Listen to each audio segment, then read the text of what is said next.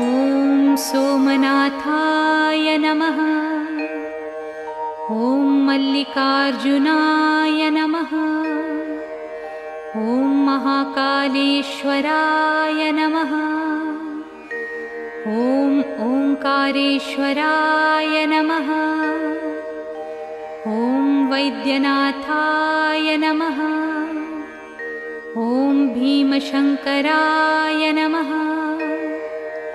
ॐ रामेश्वराय नमः। ॐ नागेश्वराय नमः। ॐ विश्वेश्वराय नमः।